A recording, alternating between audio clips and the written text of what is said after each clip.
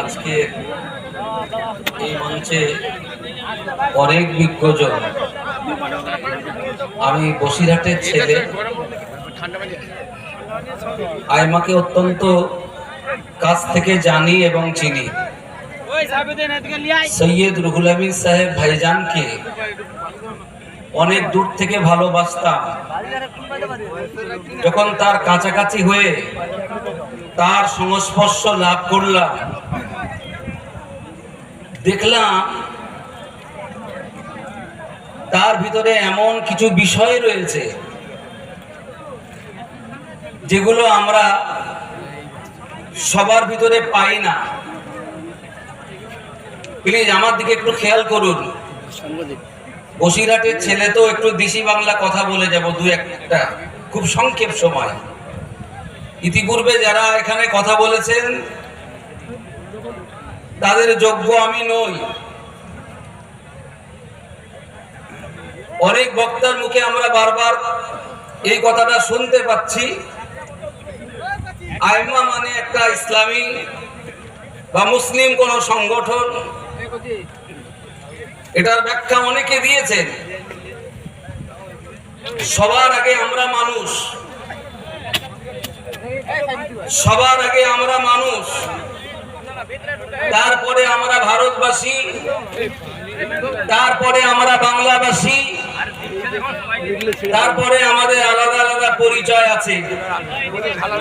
একজন ভারতবাসী হিসাবে, একজন বাঙালি হিসাবে এই দেশের সংবিধান আমাদেরকে যে অধিকার দিয়েছে, সেই অধিকার থেকে সবচেয়ে বেশি বঞ্চিত হয়েছে সংখ্যালঘুরা।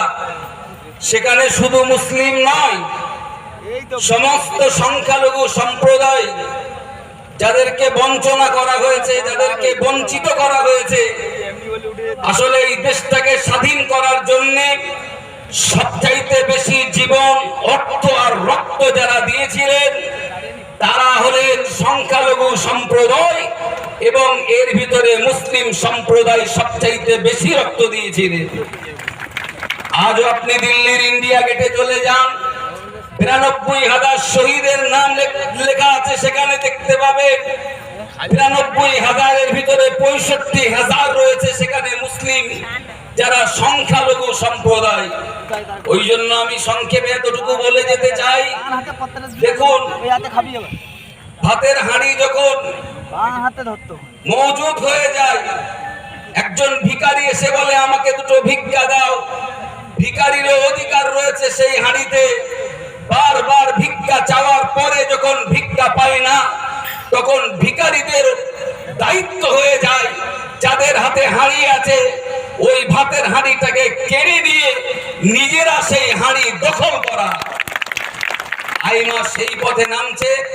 রাজ্যের সম্পদ, দেশের সম্পদ, স্বাস্থ্য, শিক্ষা, কর্মসংস্থান এবং বাসস্থান আমাদের প্রত্যেকের অধিকার আছে।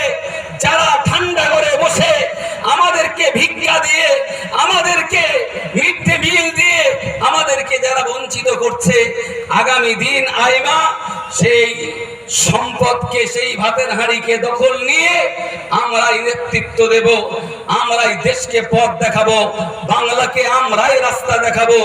কারণ আইমা মেরে খাই না, আইমা দিয়ে থাকে। আইমা জাতির জন্যে, কওমের জন্যে, সমাজের জন্যে, দেশের জন্যে, বাংলার জন্যে।